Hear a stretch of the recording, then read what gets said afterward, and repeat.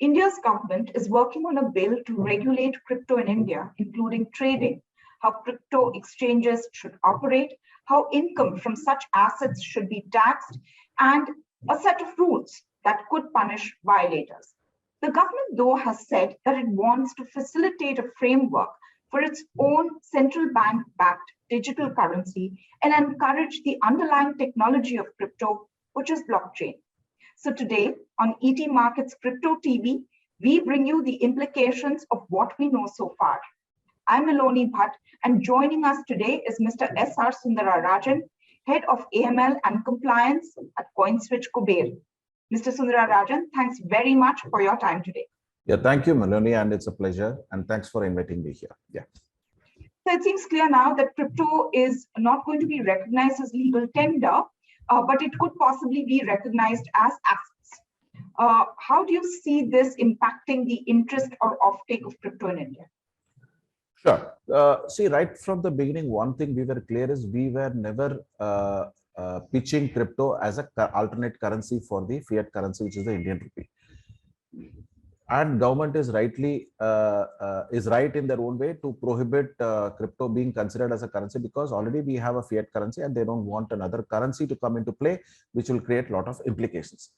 So for us, it may not have a big impact for the crypto exchange. It will be business as usual, because whether you consider it as a currency or not, the cryptos can be traded like any other commodity we trade in the country, be it a gold you trade on MCX or any other metals we trade. Crypto will also be traded on the stock exchanges, so on the crypto exchanges. So I don't see any big impact in crypto not being considered as a currency. Right. Today there are reports which say that individuals and corporations which could violate government rules on crypto finance could face fines of up to rupees 20 crore and a jail term of up to 1.5 years. Now there could be arrest without a warrant, and it could be non-bailable. Now, this is news reports as per Reuters. Is this a blow to expectations, from organizations such as yours, which perhaps believe that the Indian government might take a more relaxed stance on crypto? See, this would really deter players who have a bad intention to use crypto or use crypto for the wrong purpose. They will certainly be impacted in this. But if you see in any asset class, whether it's equity asset class or any kind of thing, even for banking frauds, there is a penal provision which is available in the act or the regulation. So like that, they wanted to put a penal provision for violating the crypto laws also. For example, again, the newspaper report said that, one of the possibilities government might come and ask all the crypto holders to come and register on the stock exchange. For example, let's say you don't register that. There has to be a deterrent to violate the law. So what they say is, we'll penalize you. So I think, personally, I feel that it's really a good move, because it will eliminate the kind of bad players, or, it will make life difficult for them to do kind of manipulation in in the crypto market. But as an exchange or as a company, we don't see any kind of impact, because for people who are going to follow the rules, this will not be an issue or a concern. Right. There are also reports, where authorities are saying, now this is of course from various newspapers, and I'm just quoting it, and they're saying that the government plans a general prohibition on all activities by any individual on mining, generating, selling, or dealing in digital currencies as a medium of exchange, store of value, and unit of account. What is your understanding of this? Can you explain this to us? Okay. Now, when you see the original crypto bill, which was placed in the last parliament session, that had this kind of a general provision, because this came from the SC Garg's committee report, where they had prohibited the entire crypto. So any activity pertaining to, like if you hold a crypto or you try to mine a crypto, all those things were prohibited. And this the bill was never considered in the parliament, and now government has said we are reworking on the bill. Right. So this whole thing is now a thing of the past. Now government is looking whether we can use blockchain and crypto. We regulate crypto. We put income tax on crypto. So they are looking at it positively. Right. So I think, this is a past case of the past, and where, the banning of crypto was there. And unfortunately, what has happened is, when the bill, when the Lok Sabha schedule came out and they said the crypto bill is considered, they used the same summary which was put last time. So immediately all the media picked up and said government is trying to ban crypto this time also. But again, the former finance secretary, in one of the interviews, he said this looks like more of a clerical error, where when the bill itself is being redrafted, then the summary also should change, but it looks like more of a clerical, like a cut and paste kind of thing. So that is no more on the table, banning crypto or banning any activity related to crypto, like holding, mining, buying, selling, everything. So that's the thing of the past. So the government is also looking to amend the current income tax structure and disclosure norms, to capture crypto income and investments within and outside the country. Yeah. What is the implication of this? And do you see that as thwarting an interest in crypto?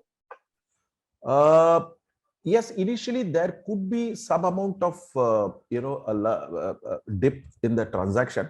But ultimately what's happening is, any asset class you deal, for example, let's take the stock market. Okay, stock market also has a long-term capital gains and short-term capital gains, which has been in force for more than 20 years now. So, and you see over a period of time, the volume increases. So the more the crypto acceptability or crypto becomes regulated, and then people start accepting, looking at crypto, then the volumes will pick up. Of course, you have to pay tax. You have to start showing the profits you made on the crypto assets in their annual return and file a tax on that. So the amount of money they make as profit might come down, but maybe we can see initial dip, but after that it will stabilize or it will go up, because when people start looking at it more from a trading perspective, and when a lot of liquidity comes into the market, I think then we should see an increase in the volume. We won't see any kind of income tax being a deterrent, because every asset class, for example, let's say you make a fixed deposit also, the interest you gain on the fixed deposit again is taxable. So every asset class income tax has a role to play. So, and crypto is nothing different. So maybe for a brief initial dip, I think things should stabilize or go up. Right. So, but the government's curbs on crypto as currency, the tax regulations on crypto assets, the oversight of a body like SEBI or SEBI on exchanges or aggregators such as yours. What does that mean, for exchanges and aggregators such as you? Licensing requirements will be there. Sure. Is that an impact you're bracing for? Yes, we were, see, as I mentioned earlier, we were never projecting crypto as a currency. We never went down that route. Now, government imposing income tax, as far as exchange is concerned, yes, whatever profit the client make, they have to pay a tax. We won't have a role to play in deducting tax or paying it to the government. It's the clients, they have to declare it in their asset. Now, the other thing is, with what was the third point you asked? So the point about SEBI regulating exchanges and an oversight on organizations such as yours. Absolutely. See, the more you when industry is regulated, it creates confidence in the mind of investors, as well as it's good for the market players. Because when you have an oversight, it gives credibility to that particular sector or particular product. So I think a lot of people are waiting for the regulation to come, and you will see a lot of people getting into the crypto business, and a lot of clients are waiting outside. They say, okay, let the regulation come, then we will come into the crypto industry. Because once a regulation comes, for example, SEBI, I'm certain that they will bring some sort of a control over investor protection. How do you protect the investor assets? So from that perspective, it gives a good confidence to the investor to enter into the market. This is a regulated market, so things are taken care of. There is a regulator to oversee or control things here. So I think it's good for the industry. We were expecting, in fact, we have been participating in the discussions with the government to see how this can be controlled. So this was something which we had anticipated, and I think the industry is really, doesn't see it as a deterrent for doing business in it. Right. One of the fears that the government has articulated time and again is that the decentralized nature of crypto gives it a level of anonymity. So that could result, potentially as being a new vehicle for money laundering and for financing terrorism. when government bars the use of crypto as currency, in your view, will it manage to ring fence our system as a whole and also the investors from terror financing, money laundering? Not exactly. So what happens is, today I can buy and sell a crypto on any exchange, Indian exchange or a global exchange. So it's just that I use a crypto, buy here, sell somewhere else, and exchange it money. Let's say I buy it in India, then I sell it in some other country, then I get the currency of the country. So whether you treat it as a currency or not, any asset class, which is tradable, is prone to money laundering risks. That is something which cannot be done away with. But we have enough controls in other sectors, and the same can be replicated in the crypto sector also. For example, the banking sector or the capital market sector, wherever we have government and both SEBI and RBI have come out with a lot of guidance on how to address the money laundering risk. I think that is something which we can look at for the crypto industry. But just because government says crypto is not a currency, it doesn't take away the money laundering risk. As long as any asset class which is tradable, we always run the risk of money laundering. Okay, so the government wants to ban private cryptocurrencies, but in stakeholder conversations, has it explained what it means by that? And can you give us some examples of private crypto? Okay, globally, if you see, there is no legal definition of what's a private crypto or a public crypto. But if you look at people or the tech guys who are working on the blockchain technology, they have a separate definition. For them, a private crypto is where the people who comes on the blockchain is restricted, but for a public crypto, that means anybody can enter the blockchain and validate a transaction. That's a technical definition, but legal definition is something which is globally, we have not seen a proper legal definition. It's very difficult. And I don't think Government of India has never touched upon what should be the definition of a private crypto or a public crypto. And my sense is, that would have been the case if they want to ban crypto, where they say public crypto is not banned and public crypto is not banned and private crypto is banned. But I think, since that use case is no more there, now government is trying to regulate. I don't think we will get into the realm of defining a private or a public crypto. I don't think government will try to do this, at least for the time being, till we get a global consensus on what could be a private and a public crypto. Right. So the challenge for governments and central banks is that legitimizing any kind of crypto as currency, or as a mode of payment undermines the role of fiat money and impacts the financial system in unprecedented ways. It throws up challenges. But as someone who's part of the, crypto industry and as an evangelist to the cause, how do you view this challenge that governments and central banks face? It's a very valid challenge the government is facing.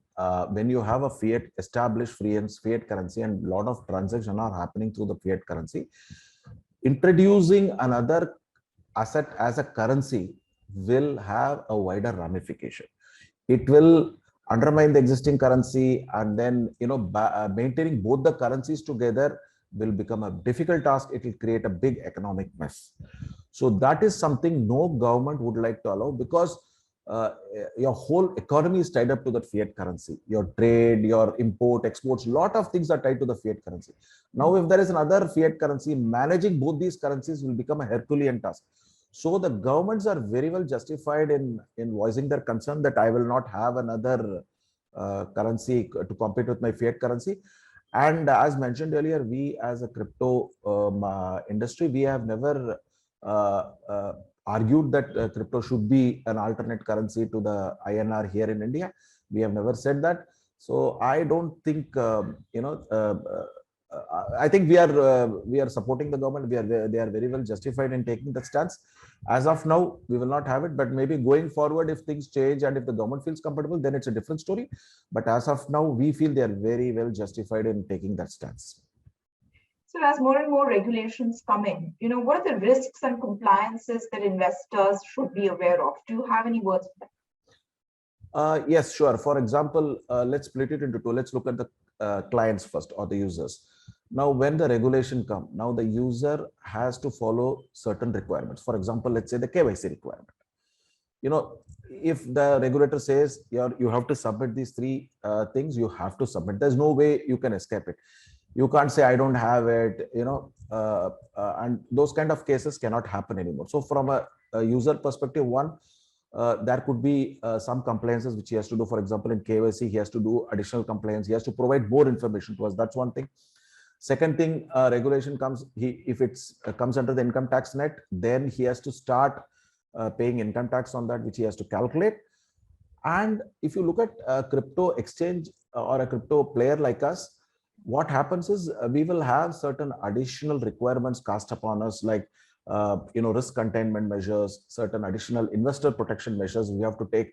Technology wise, we might have to do some changes depending upon what sort of model they are bringing, and trading limits, or we might not be able to do certain things freely the way we are doing now. We might be restricted on certain areas. So this could be the impact. But at the end of the day, it's good for both the users as well as the crypto players. So the initial difficulty, whatever we will face in getting those regulatory requirements implemented, will be there.